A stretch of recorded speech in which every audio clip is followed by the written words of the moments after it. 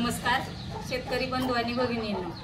तर आता हे वातावरणात पावसामुळे आहे ना, सातत्याने पाऊस चालू असल्यामुळे आपल्या कोंबड्यांना आहे ना, पिल्लांना झालं कोंबड्यांना झालं तर सीआरडी सारखा रोग होतो। सीआरडी म्हणजे सर्दी, आपल्या सीआरडी म्हणजे इंग्लिश शब्द आहे पण आपल्या साध्या भाषेत सर्दी होणे।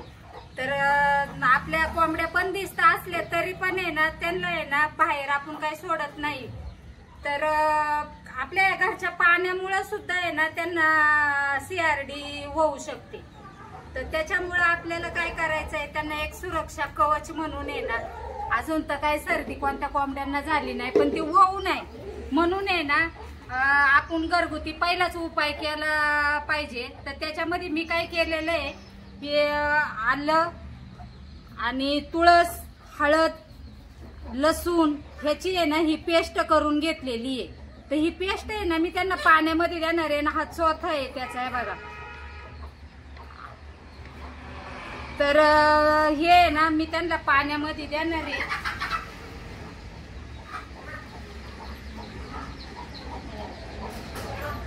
तर आपल्या कोंबड्यांना आहे ना कुठल्याही प्रकारचा आजार न होऊ म्हणून आहे ना आपण पहिलंच सावध राहायला पाहिजे। का तर आहे ना हा रोग इतका घातक आहे ना, तर ह्या पावसाळ्यामध्ये तो होतोच आणि आपल्या लहान पिल्लांना पण आणि मोठ्या कोंबड्यांना पण झाले की लहान पिल्लांना तर लगेचच पिल्ला आपली दगावतात। त्याच्यामुळे आहे ना आपल्याला आहे ना आधीच त्यांना एक सुरक्षा कवच म्हणून हे देणं खूप गरजेचं आहे की आपल्यापर्यंत रोग आलाच नाही पाहिजे।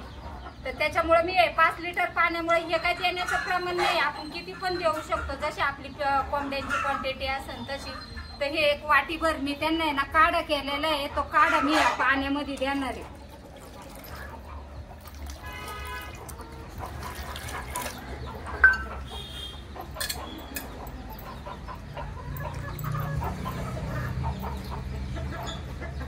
तर हे द्यायच्या आधी आहे ना, जर आपल्याला संध्याकाळची येत ना 7, 7:30, 8 वाजता आहे ना आपली भांडी रिकामी करायची आणि सकाळचा टाइम कोंबड्यांचा पाणी पिण्याचा असतो आणि एक दुपारच्या नंतरलाच कोंबड्या पाणी पित्यात, दिवसभर काय पाणी त्या पित नाही।